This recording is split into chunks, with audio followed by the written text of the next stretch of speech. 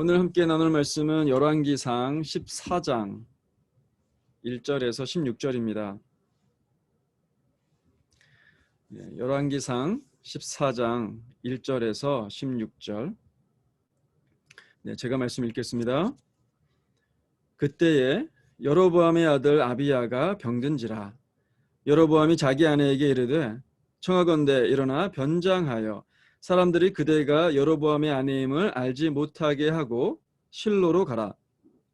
거기 선지자 아히야가 있나니 그는 이전에 내가 이 백성의 왕이 될 것을 내게 말한 사람이니라. 그대의 손에 떡 10개와 과자와 꿀 한 병을 가지고 그에게로 가라. 그가 그대에게 이 아이가 어떻게 될지를 알게 하리라. 여로보암의 아내가 그대로 하여 일어나 실로로 가서 아히야의 집에 이르니 아히야는 나이가 많아 눈이 어두워 보지 못하더라. 여호와께서 아히야에게 이르시되 여로보암의 아내가 자기 아들이 병들었으므로 네게 물으러 오나니 너는 이러이러하게 대답하라. 그가 들어올 때에 다른 사람인 채 함이니라. 그가 문으로 들어올 때에 아히야가 그 발소리를 듣고 말하되 여로보암의 아내여 들어오라. 네가 어찌하여 다른 사람인 채 하느냐. 내가 명령을 받아 흉한 일을 내게 전하리니 가서 여로보암에게 말하라. 이스라엘 하나님 여호와의 말씀이 내가 너를 백성 중에서 들어 내 백성 이스라엘의 주권자가 되게 하고 나라를 다윗의 집에서 찢어내어 내게 주었거늘 너는 내 종 다윗이 내 명령을 지켜 전심으로 나를 따르며 나 보기에 정직한 일만 행하였음과 같지 아니하고 내 이전 사람들보다도 더 악을 행하고 가서 너를 위하여 다른 신을 만들며 우상을 부어 만들어 나를 노엽게 하고 나를 내 등 뒤에 버렸도다. 그러므로 내가 여로보암의 집에 재앙을 내려 여로보암에게 속한 산에는 이스라엘 가운데 매인자나 노인자나 다 끊어버리되 거름더미를 쓸어버림 같이 여로보암의 집을 말같게 쓸어버릴지라. 여로보암에게 속한 자가 성읍에서 죽은즉 개가 먹고 들에서 죽은즉 공중의 새가 먹으리니 이는 여호와께서 말씀하셨음이니라 하셨나니 너는 일어나 내 집으로 가라. 내 발이 성읍에 들어갈 때에 그 아이가 죽을지라. 온 이스라엘이 그를 위하여 슬퍼하며 장사하려니와 여로보암에게 속한 자는 오직 이 아이만 묘실에 들어가리니 이는 여로보암의 집 가운데에서 그가 이스라엘의 하나님 여호와를 향하여 선한 뜻을 품었음이니라. 여호와께서 이스라엘 위에 한 왕을 일으키신즉 그가 그날에 여로보암의 집을 끊어버리리라. 언제냐 하니 곧 이제라. 여호와께서 이스라엘을 쳐서 물에서 흔들리는 갈대같이 되게 하시고 이스라엘을 그의 조상들에게 주신 이 좋은 땅에서 뽑아 그들을 강 너머로 흩으시리니 그들이 아세라상을 만들어 여호와를 진노하게 하였음이니라. 여호와께서 여로보암의 죄로 말미암아 이스라엘을 버리시리니 이는 그도 범죄하고 이스라엘로 범죄하게 하였음이니라 하니라. 아멘. 저희가 계속 이스라엘 왕들의 이야기를 나누고 있습니다. 다윗의 아들 솔로몬이 솔로몬 때까지는 통일 왕국이었죠. 그런데 그가 죽고 난 이후에 나라가 갈라집니다. 그래서 남쪽에는 르호보암이 왕이 되고 북쪽에는 여로보암이 왕이 됩니다. 요즘 저희가 이 두 왕에 대한 이야기를 나누고 있었어요. 자, 오늘 본문은 그때에로 시작이 되어집니다. 어떤 때입니까? 보통 그때에라는 어구가 쓰여졌다는 것은요, 독자들로 하여금 본문의 사건이 어떤 배경에서 일어났는지를 상기시키는 기능을 합니다. 자, 그러면 알아봐야죠. 그때가 어떤 때였는지. 자, 앞에 있는 배경들을 잠깐 먼저 설명을 드립니다. 솔로몬이 말년에 정신을 못 차렸죠. 그 여인들에 빠져가지고 우상을 숭배하기 시작하죠. 그때 하나님이 아히야라는 선지자를 통해서 여로보암에게 말씀을 하십니다. 야, 보니까 솔로몬의 죄가 심하다. 그를 심판해서 이스라엘을 둘러 찢을 건데 북쪽 이스라엘 너에게 맡기겠다 라고 말씀을 하세요. 이 소문을 솔로몬이 듣죠. 어떻게 합니까? 당사자 여로보암을 죽이려고 그래요. 그래서 여로보암이 어떻게 합니까? 어쩔 수 없이 그 당시 최강국이었던 애굽으로 피신을 갑니다. 솔로몬이 죽고 난 다음에 아들 르호보암이 왕이 돼요. 이때 백성들이 애굽에 갔던 여로보암을 데리고 옵니다. 그리고 함께 르호보암 왕에게 찾아가죠. 어떻게 합니까? 당신의 아버지가 우리에게 지은 무거운 노동, 그것을 좀 가볍게 해 주십시오. 그러면 우리가 왕을 섬기겠습니다. 근데 르호보암이 어떻게 반응을 합니까? 내 아버지는 채찍으로 다스렸지만 나는 전갈 채찍으로 너희를 다스리겠다. 더 악독한 왕이 되겠다는 거죠. 그래서 백성들이 실망합니다. 어떻게 합니까? 이 여로보암을 중심으로 해서 북쪽 열지파가 독립을 해요. 그래서 여로보암이 왕이 됩니다. 근데 이 여로보암이 왕이 되고 난 다음에 제일 먼저 뭘 합니까? 베델과 단에 제단을 쌓고 금송아지를 만들어요. 우상 숭배를 하게 되는 거죠. 왜 그렇게 했다 그랬어요? 북이스라엘 사람들이 하나님께 예배드리러 남유다로 가게 되면 백성들을 빼앗길 거 아니겠어요? 그렇게 두려운 마음이 있기 때문에 그렇게 우상을 만든 겁니다. 이 우상 숭배 하나님이 좋아라 하시겠어요? 당연히 미워하십니다. 그래서 남유다에서 북쪽 베델로 하나님의 사람을 보냅니다. 경고를 하죠. 나중에 요시아 왕 때 우상에게 제물을 드리는 이 제단에 우상 숭배를 주도한 이 제사장들을 갖다가 불태울 거다. 하나님이 경고를 하세요. 그 증거로 오늘 이 제단이 갈라질 것이다. 여로보암이 듣고 있다가 그 하나님의 사람을 죽이라고 명령을 하죠. 가리키던 그 팔 어떻게 됩니까? 굳어버립니다. 펴지지 않게 되죠. 굽어지지 않게 되죠. 하나님의 사람이 기도했을 때 그제서야 팔이 자유롭게 됩니다. 하나님의 사람의 예언대로 제단도 갈라져요. 이거는 우상 숭배에 대한 하나님의 명백한 심판이고 경고입니다. 이런 모든 일이 있음에도 불구하고 여로보암이 어떻게 합니까? 13장 33절 여로보암이 이 일 후에도 그의 악한 길에서 떠나 돌이키지 아니하고, 그리고 오늘 본문이 시작됩니다. 그때에. 그러니까 이 그때에는요, 한마디로 얘기하면 여로보암이 회개하지 않는 때에 라고 볼 수가 있는 거예요. 이때 어떤 일이 벌어집니까? 1절 말씀 보니까 그의 아들 아비야가 병이 듭니다. 여로보암의 아들 이름이 아비야예요. 이 이름의 뜻이 무엇인지를 알면은요, 좀 이상하게 생각이 들 겁니다. 아비야가 어떤 뜻이냐면은요, 나의 아버지는 여호와이시다 라는 뜻이에요. 이 이름 누가 지어줬을까요? 아기가 태어나면서 자기 이름 막 스스로 지으면서 태어나진 않을 거 아닙니까? 누가 지어줬어요? 아버지 여로보암이 지어줬을 거예요. 아무리 생각해도 우상 숭배에 깊이 빠져 있는 여로보암과는 어울리지 않는 이름이잖아요. 이 문제를 해결하려면은요, 이 아이가 언제 태어났는지, 그때 여로보암의 신앙은 어떤 상태였는지를 알아봐야 됩니다. 여러분, 이 여로보암의 신앙은요, 애굽으로 가기 전과 후로 갈라집니다. 애굽으로 가기 전에는 어땠을까요? 추측해 보는 거예요. 하나님이 이 이스라엘을 나누어 가지고 북쪽 땅을 맡기겠다라고 했잖아요. 여로보암이 그때 우상 숭배를 하고 있는 완전히 그 신앙이 없는 사람이었다면 하나님께서 북쪽 이스라엘을 맡겼을까요? 그러지 않았겠죠. 그때까지 여로보암은 하나님에 대한 신앙이 괜찮았음을 우리가 추측해 볼 수 있어요. 그때 아이가 태어난 거죠. 애굽에 가기 전에 아이가 태어난 겁니다. 그래서 자기의 신앙을 담아서 그 아이의 이름을 지어준 거예요. 아비야, 내 아버지는 여호와이시다. 그런데 애굽에 갔다 오더니 이 사람이 어떻게 됩니까? 완전히 바뀝니다. 우상 숭배자가 돼버려요. 금송아지를 만들어서 하나님이라고 했습니다. 왜 이렇게 된 걸까요? 애굽의 영향 때문이에요. 여러분, 환경이 굉장히 중요합니다.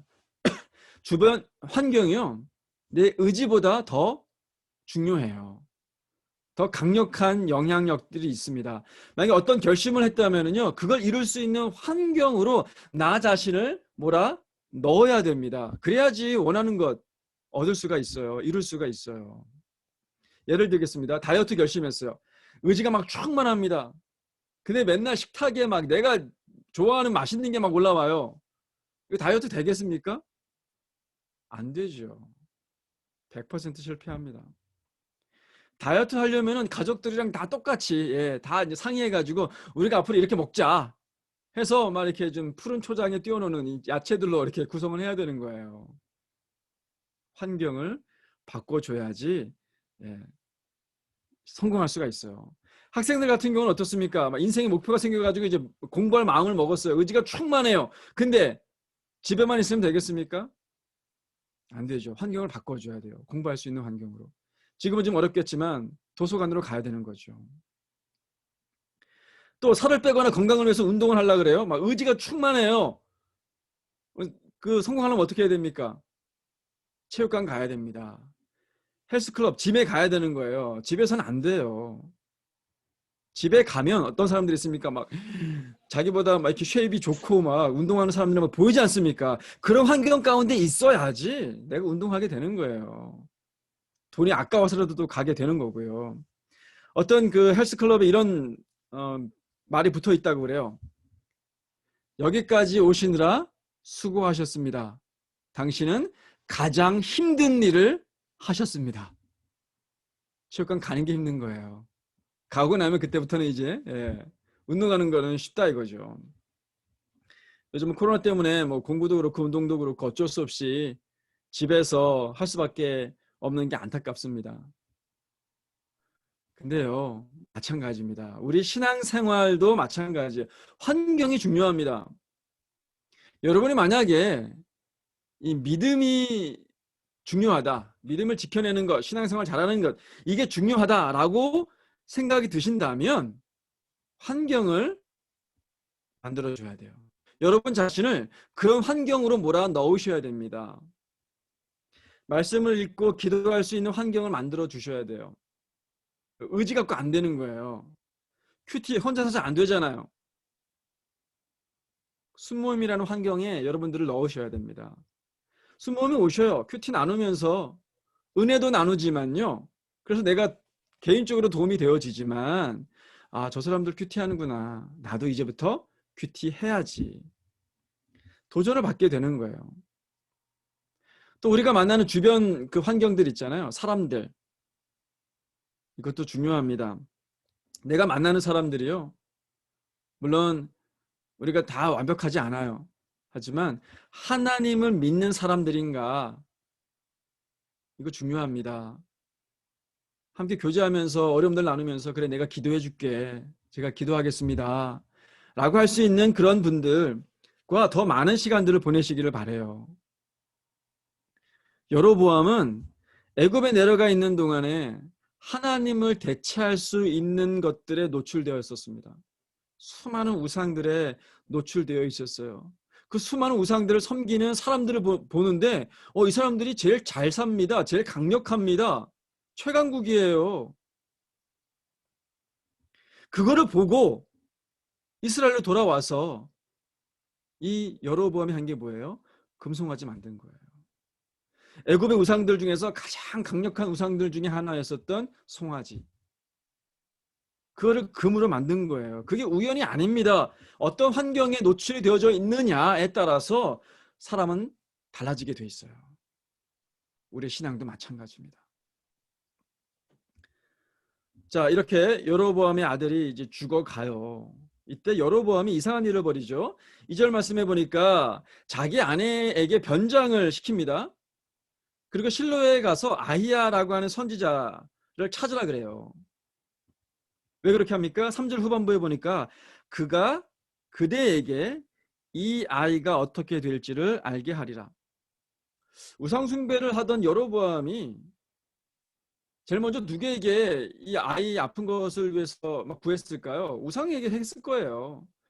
근데 하다 안 되니까 어떻게까지 갑니까? 하나님에게 또 물어보겠다라는 거예요. 그러니까 우상 숭배도 하지만 뭐예요? 하나님에게도 한 발 담그고 있겠다라는 거죠. 이게 뭐라 그랬습니까? 혼합주의 신앙이라 그랬죠.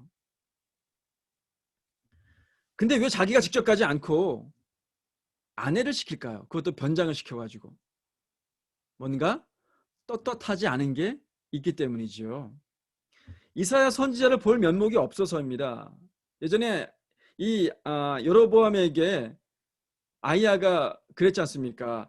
하나님이 내게 북이스라엘을 주리라 라고 대언한 사람이 아이야 선지자예요. 왕으로 세울 테니까 다윗 왕처럼 하나님의 명령에 순종하고 하나님만 섬겨라. 그 말씀을 전해준 사람이 아이야예요. 그런데 그렇게 했습니까? 그렇게 못했습니다. 완전히 실패하죠. 완전히 반대로 했습니다. 볼 낯이 없는 거예요. 여로보암 아내가 시키는 대로 변장을 하고 갑니다. 사절에 보니까요. 아이야가 나이가 많아가지고 시력이 안 좋아진 거예요. 앞을 볼 수가 없습니다. 근데 그럼에도 불구하고 하나님께서 그에게 임하시죠. 여로보암 아들이 병들었는데 그 아내가 변장을 하고 너를 찾아올 거다. 너는 이렇게 말해라. 6절. 그가 문으로 들어올 때에 아히야가 그 발소리를 듣고 말하되 여호와의 아내여 들어오라. 네가 어찌하여 다른 사람인 채 하느냐.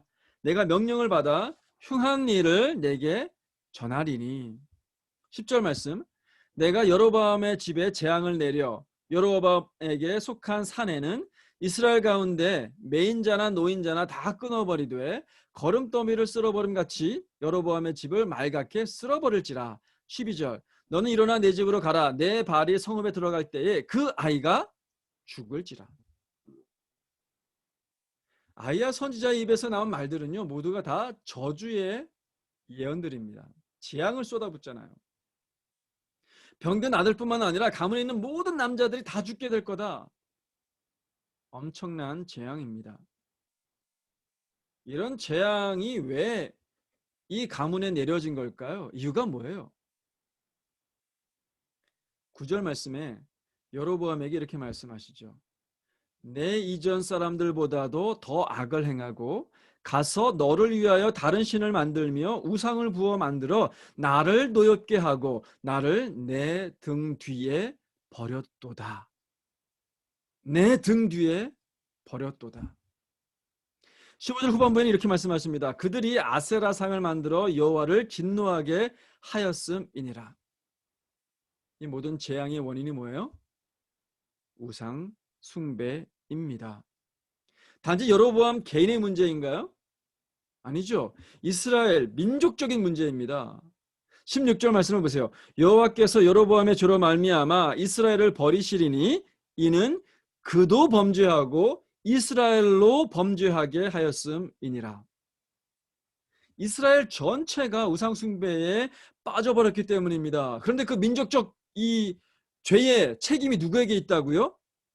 여로보암 왕에게 있는 거예요. 자신도 범죄하고 이스라엘도 범죄하게 하였음이니라. 이래서 여로보암의 죄가 큰 겁니다. 여로보암은 환경을 만들어주는 사람이었어요. 그럴 만한 권한과 책임이 이 사람에게 있었습니다. 왕이니까. 그런데 어떤 환경을 만들어줬어요? 하나님을 잘 섬기는 그런 환경이 아니라 우상 숭배를 향한 그런 우상 숭배를 위한 환경을 만들어줬단 말이에요. 이 사람 한 명 때문에 가뜩이나 유혹이 약한 백성들이 이제 담대하게 죄를 짓게 되었다는 거예요. 특별히 아세라 우상은요, 성적인 타락을 당연하게 받아들이는 우상이에요. 여러분, 우리가 신앙생활을 잘할 수 있도록 우리 자신에게 환경을 만들어주는 거, 그거 누가 하는 겁니까? 나 자신이 하는 겁니다. 나 자신이 하는 거예요. 우리에게 달려 있습니다. 환경을 만들어주세요. 거실에 성경책을 펴놓으세요. 가다가도 슬쩍 한 번이라도 읽어볼 수 있도록 치는 것만이라도 가능하도록 성경책을 펼쳐 놓으세요. 오늘 큐티 보면 뭐지? 딱 펼쳐 놓으세요. TV 프로그램이 아니라 찬양을 틀어 놓으세요. 그렇게 환경을 만들어 주는 거예요. 나 자신을 위해서. 또 특별히 우리 부모님들은요, 자녀들에게 환경을 제공하는 위치에 있습니다. 우리가 어떤 환경을 제공하느냐에 따라서 우리 자녀들의 신앙이 달라져요. 부모가 큐티를 하잖아요. 그러면 그런 환경 가운데 놓여 있는 아이들은 큐티를 하게 됩니다. 부모가 믿음으로 행동하잖아요. 아이들도 그렇게 할 겁니다. 부모가 하나님을 사랑하고 믿음을 소중하게 여기잖아요. 그러면 어떤 중요한 결정을 앞에 두고 아이들도 믿음으로 결정을 하게 되는, 믿음의 선택을 하는 그런 아이들이 되게 됩니다. 아이들에게는요, 부모님들의 삶이 신앙의 환경이에요. 그래서 부모님들이 중요합니다. 아이들에게 그 환경을 제공해 주셔요. 말로는 안 돼요. 야, 나는 잘 안 되는데 너는 좀 잘해 봐라. 이게 안 됩니다. 이게 유치원 아이들까지는 되는데 초등학교만 딱 들어가도 그게 안 돼요. 엄마 아빠 안 하면서 왜 나한테만 시켜? 이렇게 나오잖아요. 가장 좋은 환경은요, 우리 부모님들의 삶입니다. 근데 그것을 시작하는 첫 번째 단계가 뭐냐면 저는 가정 예배라고 믿어요. 가정 예배. 그 가정 예배 시간이요, 우리 부모 개인에게도 마찬가지지만 우리 자녀에게 하나님을 가까이 하는 환경을 제공해 주는 시간이에요. 여러분, 가정 예배 회복하시기를 바라요. 나 개인과 자녀들을 하나님이 거하시는 그 환경으로 몰아 넣는 그런 시간 되시기를 바랍니다. 그렇게 하면 그 뒤는 하나님이 하실 거예요. 네.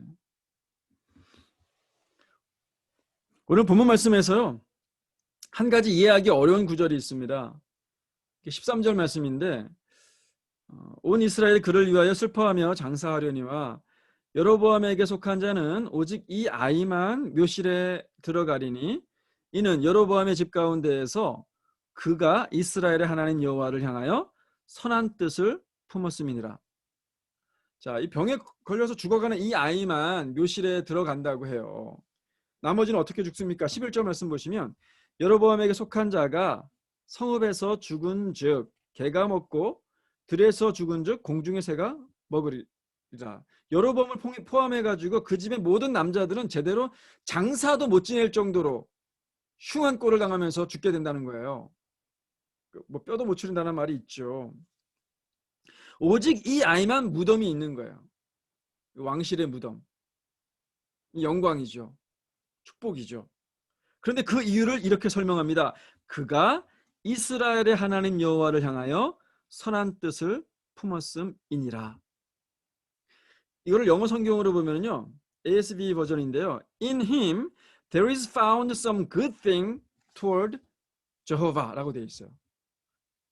그의 안에 여호와를 향한 선한 일이 발견되었다. 이런 뜻이죠. 이 아비야라는 아들만 하나님을 위해서 선한 일들을 했다. 예. 성경에는 나와 있지 않은데요. 이건 이제 구전으로 전해지는 전설과도 같은 이야기인데, 이 아비야만이 이 남유다로 그 예배하러 가는 사람들에게 장벽을 치워주고 가라고 장려했다. 이런 구전이 있어요. 아무튼 여기서 이제 의문점이 생기는 거예요. 자, 이 아비야라는 사람이 하나님을 위해서 선한 뜻을 품었고 하나님을 위해서 선한 일을 했다면 이 아비야를 죽이지 말고 왕이 되게 하셨어야 되는 거 아닌가? 그죠? 죄는 아버지가 지었는데 왜 착한 아들이 죽어야 됐는가? 이게 궁금증, 이게 의문이 생기지 않습니까? 죄에 대한 심판은요, 죄를 지은 사람에게 내려지는 게 일반적이고 성경적입니다. 아버지가 신포도를 먹었다 그래가지고 아들이 이가 시지는 않지 않아요. 내가 지은 죄에 대한 벌은 내가 받아야 정상이에요. 그런데 성경에 가끔씩 악인들이 죄에 대해서 악인들이 심판을 받아야 되는데 의인이 심판을 받는, 의인이 죽는 그런 경우들이 있습니다. 그런 경우는요, 대부분이가 그리스도의 대속적 죽음을 상징해요. 2주 전 설교에서 하나님의 사람이 죽잖아요. 어떻게 죽습니까? 늙은 선지자의 거짓말에 속아 넘어가지고, 그죠? 결국 죽게 되는 사건이 있었잖아요. 그 말씀의 모든 것이 다 클리어하게 이해되지는 않는다 그랬어요. 하지만 그 하나님의 사람을 우리는 예수 그리스도의 그림자로 봤단 말이에요. 늙은 선지자로 대변되는 그 당시 선지자들, 그 선지자들 깨워가지고 어떻게 하기를 원했어요? 그 선지자들 깨워가지고 하나님의 말씀을 대언하라고. 그래서 이스라엘 백성들은 하나님께 다시 돌아오게 하려고. 결국에는 이 하나님의 사람이 죽게 되어짐으로 하나님의 백성들이 하나님께로 돌아오게 하는 것을 메시지로 담았단 말이에요. 오늘 이 말씀이 똑같아요.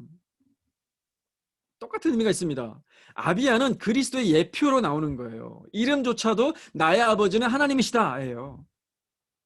하나님께 선한 뜻을 품은 사람 아비야가 죽었어요. 마찬가지 아닙니까? 예수 그리스도도 하나님의 아들로서 하나님의 뜻을 이루기 위해서 십자가에 죽기까지 순종하셨잖아요. 예수님 한 분을 죽임으로써 수많은 사람들을 살리시기를 원하셨단 말이에요. 똑같은 메시지가 오늘 본문에 담겨 있습니다. 죽어야 하는 사람은 우상 숭배에 빠져 있는 사람들이에요. 여로보암과 백성들입니다. 그런데 아비야가 죽습니다. 아비야가 그리스도를 상징하는 거예요. 자, 아비야가 그리스도를 상징한다면은 여로보암은 누구를 상징합니까? 우리를 상징합니다. 열왕기의 저자는요, 이렇게 도전을 해요, 우리에게. 우상숭배에 빠져 있는 거 아니냐. 우상숭배를 조장하고 그런 환경을 만들어서 우리 아이들도 신앙을 잃어버리게 만드는 이 여로보암과 같은 사람이 바로 너희가 아니냐.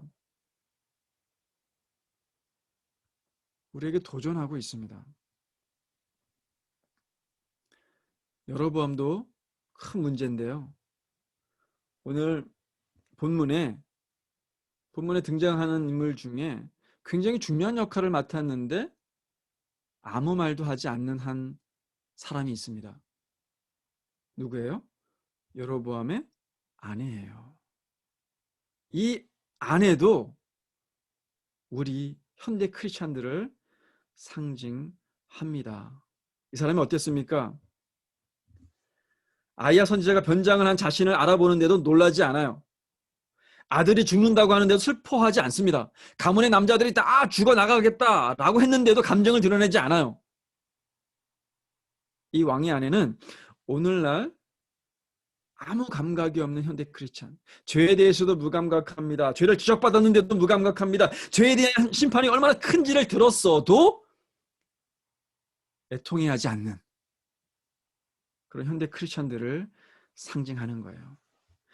예수님은 누가복음 7장 31절 32절에 그 세대를 이렇게 표현했습니다. 또 이르시되 이 세대의 사람을 무엇으로 비유할까? 무엇과 같은가? 비유하건대 아이들이 장터에 앉아 서로 불러 이르되 우리가 너희를 향하여 피리를 불어도 너희가 춤추지 않고 우리가 곡하여도 너희가 울지 아니하였다 함과 같도다. 반응이 없어요. 영적인 감각이 무뎌졌습니다. 예수님과 함께 있으면 기뻐해야 되잖아요. 기뻐하지 않습니다. 내 죄로 인해서 울어야 됩니다. 울지 않습니다. 아무런 감각이 없는 거예요. 왜입니까? 예수님이 나에게 어떤 존재인지 모르는 거예요. 예수님이 나에게 의미가 없는 겁니다. 또 내 죄가 그렇게 큰 문제인지 깨닫지 못하는 거예요. 예수님에게도 반응하지 않고 내 죄에 대해서도 반응하지 않는 사람들, 그 사람들이 이 왕의 아내와 같다라는 거예요. 감정이 전혀 드러나지 않잖아요. 아무 말도 하지 않습니다. 반응하지 않습니다. 18세기에 미국의 영적 운동을 주도했던 사람이 있어요. 조나단 에드워즈죠. 엄청난 신학자이고 설교자입니다. 이분이 신앙 감정론이라는 책을 썼어요. 인간의 영혼을 구성하는 이성, 의지, 감정 이 세 가지는 서로 뚜렷이 구분되어지는 것이 아니다. 이성과 의지가 감정에 영향을 주듯이 감정이 이성과 의지에 영향을 준다. 그게 핵심이에요. 우리가 이성으로 깨닫습니다. 그죠? 지각하죠, 인식하죠. 그리고 의지를 들여서 예수님을 영접을 하잖아요. 그럼 그 이성과 의지의 결과로 이 감정이 반응을 하게 된다는 거예요. 예수님의 사랑이 깨달아지는 거예요. 그 희생이 깨달아지는 거예요. 그 십자가가 얼마나 무거웠을지 깨달아지는 거예요. 나의 구원이 얼마나 감격스러운지가 느껴지는 거예요. 그게 감정의 반응이죠. 이제 나의 그 감정이 하나님을 향한 인식을 새롭게 합니다. 내 삶 어떻게 살아야 되는지에 대한 내 의지를 새롭게 합니다. 감정이 내 믿음과 삶에 영향을 준다는 거예요. 그게 진짜 믿음, 그게 살아있는 믿음이라고 이야기를 하는 겁니다. 이 왕의 아내는 마치 죽은 자 같습니다. 반응이 없어요. 아들이 죽는다고 해도 감정이 없습니다. 슬퍼하지 않아요. 애통하지 않습니다. 사랑하는 여러분, 저 여러분 어떻습니까? 그리스도가 선한 뜻을 위해 죽으셨습니다. 아무 죄 없으신 분이 나를 위해 십자가에서 대신 죽어주셨어요. 무엇을 느끼십니까? 무엇은 느껴지십니까? 오늘 여로보암의 아들 아비야의 죽음에서 우리는 십자가 위에 예수님을 발견했습니다. 우리는 혹시 여로보암처럼 하나님보다 다른 것들을 더 사랑하고 쫓고 섬기고 있지는 않습니까? 왕의 아내처럼 우리를 죽음으로 몰고 가는 죄에 대해서 아무런 반응 없이 무감각하게 그렇게 살고 있지는 않습니까? 이제 이번 한 주간을 시작합니다. 우리 자신을 예수님을 만날 수 있는 환경으로 몰아넣으시기를 바라요. 그리고 그 환경 가운데에서 말씀과 기도 그 환경 가운데에서 예수님의 사랑을 느끼시고 은혜를 좀 느끼시고 깨닫는 그런 저와 여러분들 되시길 바랍니다. 그리고 깨달아지실 때마다 기쁨의 찬양을 부르고 또 사랑의 고백, 감사의 고백을 드리시는 저와 여러분들 되시기를 주님 이름으로 축복합니다. 아멘. 네, 같이 기도하겠습니다.